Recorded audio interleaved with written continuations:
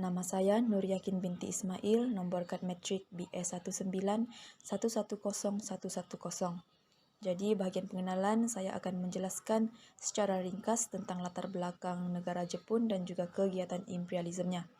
Jadi Kepulauan Jepun ni terletak di sebelah timur pantai benua Asia yang mana terdiri daripada 4 buah pulau utama, iaitu Pulau Honshu, Hokkaido, Kyushu dan juga Shikoku. Dan perkataan Jepun juga bermaksud sumber matahari ataupun dalam bahasa Inggeris the source of the rising sun. Dan orang Jepun juga menggelarkan negara mereka sebagai Nihon ataupun Nippon. Jadi Jepun ni telah menjalankan imperialism semenjak zaman Meiji lagi.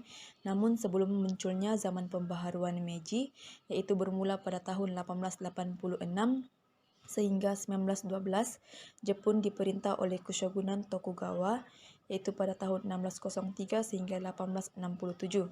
Dan imperialism juga bermaksud dasar meluaskan empire dengan menjajah negara lain, dan konsep imperialism itu juga bertunjangkan perkembangan kuasa. Jadi gerakan imperialism Jepun boleh dibahagikan kepada 4 fasa, iaitu fasa pertama sewaktu permulaan zaman Meiji, fasa kedua secara tidak langsung bermula sekitar Perang Dunia Pertama dengan tuntutan 21 yang dilakukan kepada China. Fasa ketiga ialah imperialism secara langsung, iaitu bermula pada tahun 1930-an, dan fasa keempat iaitu semasa slogan kesemakmuran Asia dikembangkan ke Asia Tenggara. Seterusnya adalah faktor imperialism Jepun di Asia Tenggara. Jadi faktor ketenteraan adalah salah satu pendorong bagi Jepun untuk meluaskan imperialism mereka, di mana kemenangan Jepun dalam setiap peperangan dapat dilihat semasa zaman Meiji lagi dan telah menerima banyak pengiktirapan daripada negara-negara barat. Dan setiap tentera Jepun dalam peperangan adalah bersifat autonomi, dan ini dapat dilihat daripada pengelolaan Yamagata yang memastikan imperialism Jepun terus berkembang. Dan kemenangan Jepun dalam peperangan dengan kuasa besar seperti China dan Rusia disebabkan oleh pengenalan sistem ketenteraan moden, di mana Yamagata telah mengambil contoh sistem ketenteraan Jerman untuk diserap masuk ke dalam ketenteraan Jepun.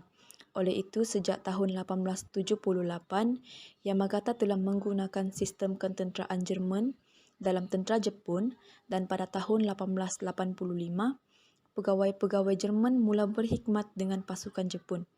Dan kemenangan pihak Jepun juga dalam setiap siri peperangan yang menjadi pendorong kepada perluasan kuasa mereka juga disebabkan oleh kekuatan angkatan laut mereka, dan hal ini menyebabkan bertambahnya kekuatan ketenteraan Jepun untuk memenangi setiap siri peperangan dan meningkatkan pengaruhnya melalui kegiatan imperialism.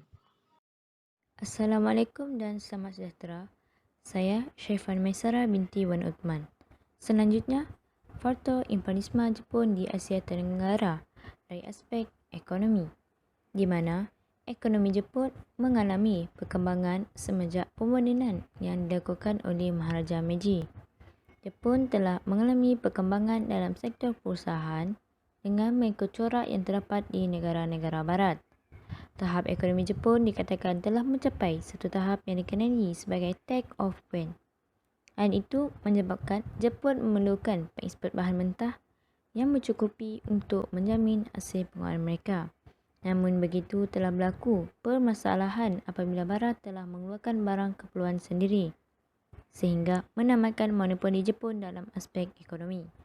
Penyekatan ekonomi oleh Barat ke atas Jepun sehinggakan beban ekonomi semakin meningkat dan mendesak Jepun. Jepun juga memerlukan bahan mentah untuk salurkan kepada industri perkilangan seperti arang dan besi. Malahan Jepun juga melakukan imperialisme untuk meluaskan tanah mereka. Hal ini kerana mereka amat memerlukan pasaran untuk memasarkan barang yang dihasilkan oleh mereka. Faktor seterusnya iaitu kebangkitan semangat nasionalisme, di mana tindakan beberapa kuasa barat memperhebatkan tekanan politik ke atas China menyebabkan para pemimpin Jepun merasa terancam. Hal ini mendorong pemimpin Jepun mempergiatkan program pemodenan dan industrialisasi secara besar-besaran. Rancangan pemodenan dan proses perindustrian Jepun berlaku semasa pemilihan Meiji. Rancangan tersebut digembelengkan 3 bentuk, iaitu dikenali sebagai Fukoku Kohei, iaitu menjadikan Jepun sebagai sebuah yang kaya dan mempunyai angkatan tentera yang kuat. Shokusan Kogyo, iaitu mengembangkan industri dan meningkatkan perniagaan, dan Bunmei Kaika, iaitu membangunkan sebuah bangsa Jepun yang berkesedaran dan bertamadun. Mereka mempercayai bahawa pendustrian merupakan cara terbaik bagi mengukuhkan kedudukan ekonomi, politik dan kekuatan ketenteraan. Malah juga, dengan 3 rancangan tersebut dapat menjadikan Jepun sebagai negara moden seperti negara imperialis barat. Ancaman imperialisme barat menyebabkan kebangkitan nasionalisme di kalangan rakyat Jepun serta memudahkan pemimpin dan nasionalisme Jepun menyatupadukan bangsa mereka. Oleh itu, semangat nasionalisme menjadi penolong kepada rakyat Jepun dalam memberi sokongan yang tidak belah bagi kepada setiap usaha dilakukan dalam memerdekakan negara mereka. Salam sejahtera, saya Nur Asmida Syaira binti Adriansyah, BS 19110205 akan membentangkan berkaitan dengan propaganda Jepun yang merupakan salah satu dasar pendudukan Jepun di Asia Tenggara. Jepun telah memperkenalkan beberapa slogan, yaitu Asia untuk orang Asia yang bermaksud negara Asia adalah untuk orang Asia dan tidak wajar dijajah oleh kuasa barat. Semangat Asia pula merupakan negara-negara Asia yang mempunyai kekuatan dan jati diri yang menghadapi sesuatu cabaran, dan kawasan kesemakmuran bersama Asia Timur Raya di mana rancangan Jepun untuk mewujudkan zon ekonomi yang makmur yang diketuai olehnya.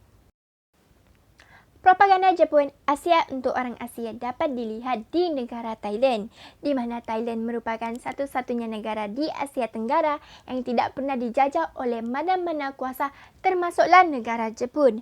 Hal ini kerana salah satu sebab mengapa Thailand tidak dijajah adalah dasar pro-Jepun telah dijalankan dan diamalkan oleh Perdana Menterinya sendiri, iaitu Luang Prabon Songkram, kerana yakin Jepun akan menang perang yang dilancarkan.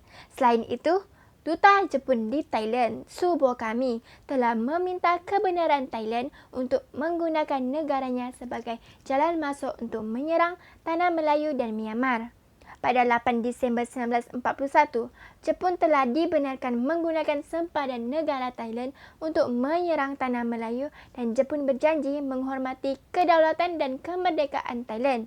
Kerajaan Thailand turut bersetuju menandatangani perjanjian perikatan dengan Jepun pada 21 Disember 1941 dan perjanjian tersebut mengatakan bahawa Jepun bersetuju untuk memulangkan wilayah-wilayahnya yang diambil oleh British, dan kerajaan Thailand pula bersetuju untuk membantu Jepun menentang pihak British dan Amerika Syarikat. Selain itu, di tanah Melayu pula, Jepun menggunakan propaganda dengan fahaman Pan-Asia, Asia Timur Raya dan daerah kesemakmuran Asia Timur Raya untuk mempengaruhi mereka. Hal ini dapat dilihat di mana Jepun menyusun gerakan pengintipan bagi mencari maklumat yang kemas, dan kini serta Jepun menggunakan pegawai perisikan khas dengan menggunakan rakyatnya yang bermastautin di Asia Tenggara. Dengan ini, beralihlah kita kepada kesimpulan di mana imperialisme Jepun telah memberi keyakinan kepada orang Asia untuk membebaskan negara daripada penjajahan. Hal ini kerana slogan Asia untuk orang Asia berjaya mempengaruhi pemikiran penduduk tempatan untuk menolak penjajah barat. Kesan daripada propaganda Jepun menyebabkan negara-negara di Asia Tenggara terjejas daripada pelbagai aspek seperti politik, ekonomi dan sosial. Tanah pertanian yang semakin kurang, masalah ekonomi memerlukan kawasan baru bagi memasarkan hasil perindustrian serta memerlukan bahan mentah untuk sektor perindustrian merupakan salah satu faktor perluasan kuasa Jepun ke seluruh negara-negara di Asia Tenggara. Sekian itu saja daripada kami. Terima kasih.